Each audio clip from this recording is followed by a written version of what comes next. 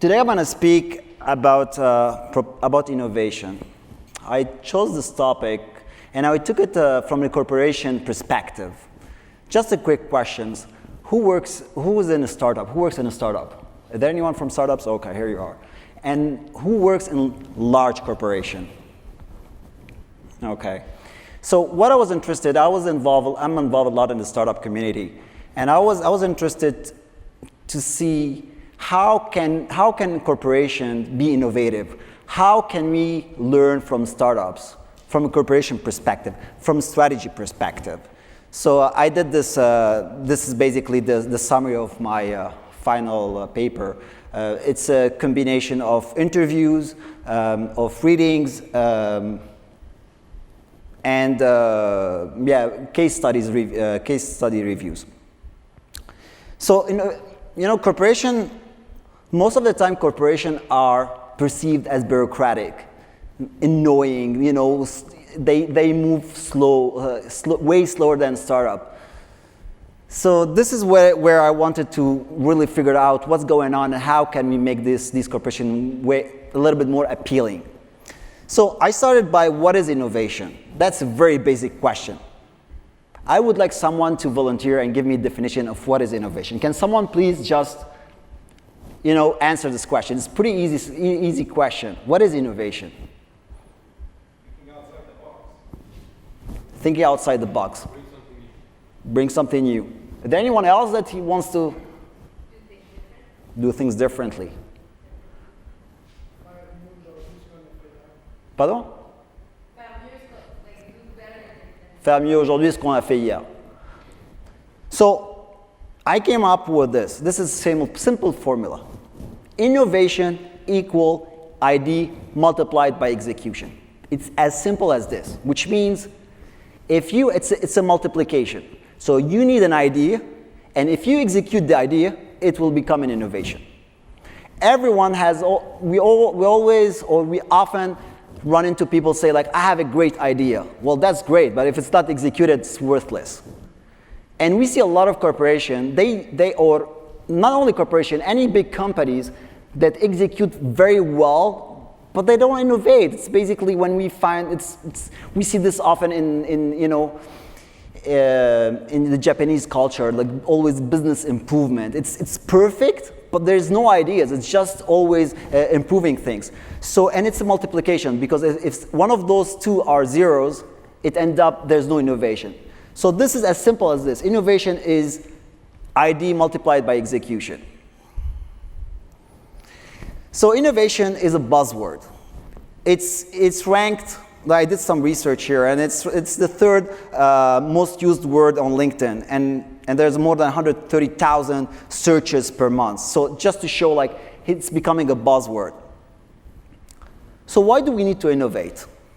We're living in a world where technology is constantly evolving. Trends are, consumer behaviors and trends are changing. So to innovate, any corporation, they need to maintain their profitability, so they need to make sure they are protecting their competitive edge.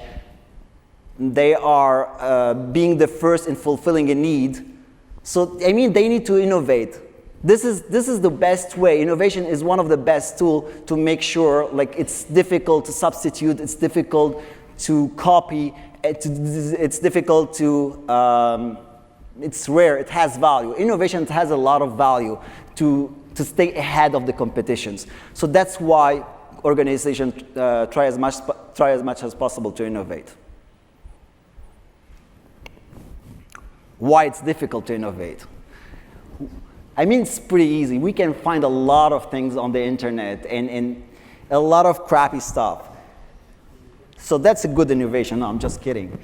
But innovation, it's difficult because of all the pressure on short returns. It's all about dividend. It's all about maximizing the dividend per share or the earning per share. So it has to be, the mindset need to be switched from short-term gain to more long-term gain. So to answer this is basically the pressure for short-term returns. So how to innovate? I came up with a process. Well, it's not I came up based on the research. There is a process. You need to think innovation as a process. It's not one initiative. It's a process. And it can spread over 3 horizons. And we're going to see the 3 horizons. So what I want to show you is basically the strategy and the opportunities that comes with each of these horizons and how it can be applied for corporation.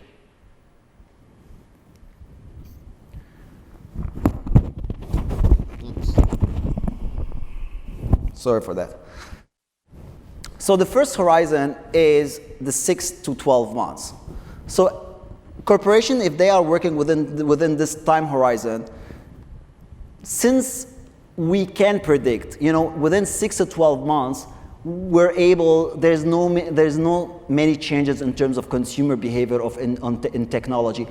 We're somehow able to predict what's going to happen and how things are evolving. So the fact that we're able to predict, it allows us to focus on the core business.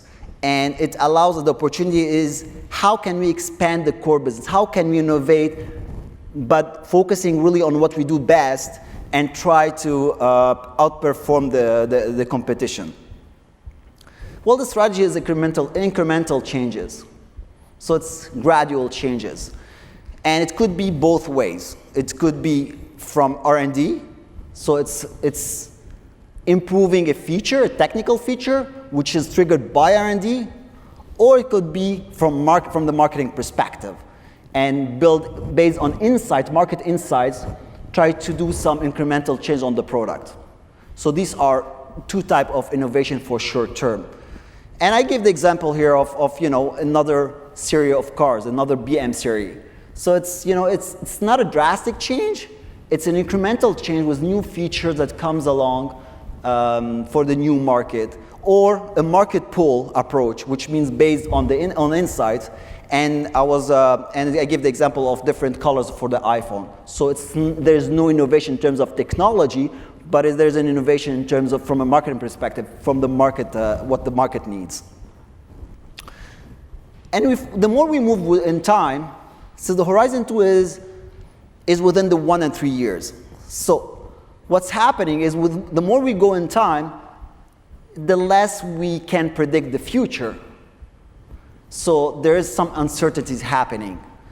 So the strategy is basically how can we bet on something? So one of the approach is we can take this time frame and try to work on an idea to fulfill a new need, a new emerging need that's going to happen. So I give the example of the Surface, the Microsoft Surface Studio.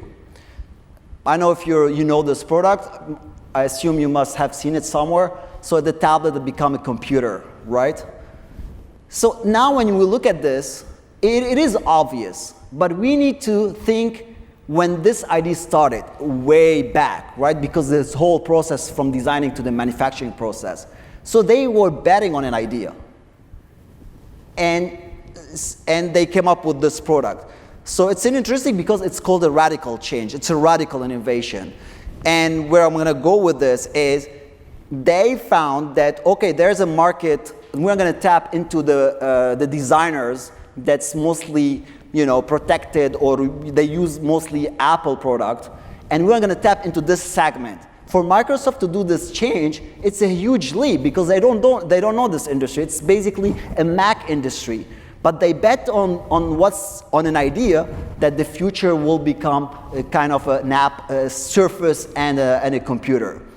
So how these radical changes happen on a time frame of 1 to 3 years? It can happen through incubation, like business incubation, accelerator within the companies, or also by joint venturing, inside out or outside in. When I say inside out, it's basically bringing some technology, scouting for patent, or doing some hackathons, or through incubation. So the third horizon, obviously, the more we go in time, the more we need to see it from a corporation perspective as an opportunity. And once we are in the 3-5 years time frame, it's become very tough to bet on an idea. It's become very risky. So the strategy is how can we diversify our investments? And when we talk about diversification, is how can we be involved in different ideas, in different startups, and obviously either for a financial return, but also from a strategic acquisition afterwards. So how it works is that corporation could either invest in VC firms, in VC funds, that they can identify a VC funds that are related to the industry, so they can invest in the fund itself, or they can co-syndicate or co-invest with VC on specific startup that they think they are interesting for them. Why it makes sense? Because they are hedging their investments. They are giving them access to new talent. They are giving them access to new ideas. And obviously, they are scouting for new acquisitions that would come later. So Google Venture and the GE Venture are the most, they are one of the leadings in this industry. So what can we learn, or the 5 takeaways? Innovation is not a product-driven. People think always that innovation is a product-driven. It's not. It happens by rethinking also the business model. So, and the marketing has a lot to do with innovation. How it needs to be based on market insights, how the consumer is using the product, and build innovation from a marketing perspective. Obviously, I'm a marketing person, so I'm always try as much as possible to build from the market perspective. There's no one size fit all model. There is no formula. It's based. There's a lot of industry-based approaches. We see a lot in the pharmaceutical world where acquisitions and CV, corporate venture capitalism is involved. In tech, it's more about business. It's more about business incubation. But something for sure is that innovation is always a fruit of great collaboration. Collaboration and diversification are key for innovation. It could be collaboration between departments, or it could be between, obviously, different institutions as well. And diversification, when we are on long-term or longer time frames, obviously, it's very risky to bet on ideas. It's better to diversify by betting on several ideas. But the last one, which is one of the most important one, innovation is a culture. It's not, we want to innovate. It is a culture-based approach, and it needs to be backed from the top. So this is a little bit what I learned from my research, and it's really important to understand that it's not a sprint, it's a marathon. It takes time, and we need to be patient. So that's what I wanted to share with you, and I'm open for questions.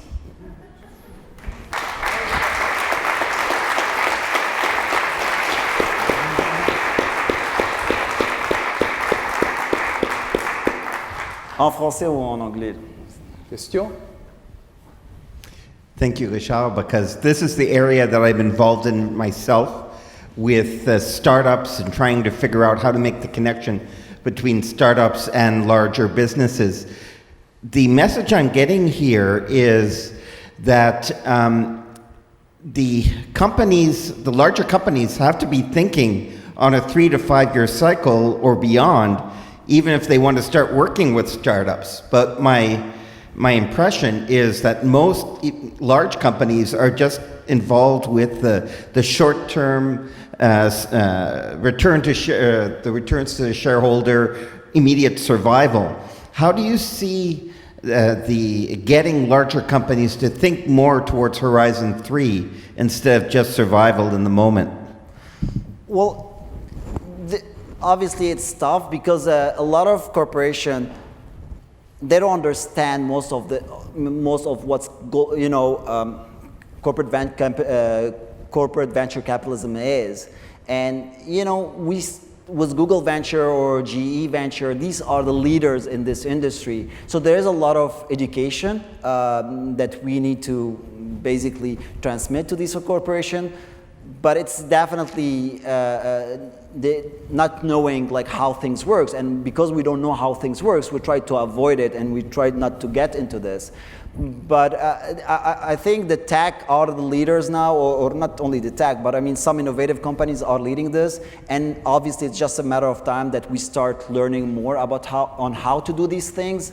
And when I say corporation, doesn't mean only like huge corporations. I mean corporate venture companies, you can invest $25,000 in angel funds, or maybe 250 in VC firms, and for corporation, like any company, like if within a budget of maybe 500K, they can invest maybe in I don't know, maybe in 5 to 10 companies, that perhaps these companies will become like one of the leaders in their industry, and they can open them a new range of opportunities. So I guess to answer to your questions, there's a lot of education, but basically transmit to these corporations. Good evening. Nancy Lazar of Uniban. I'm a tourist, not an MBA.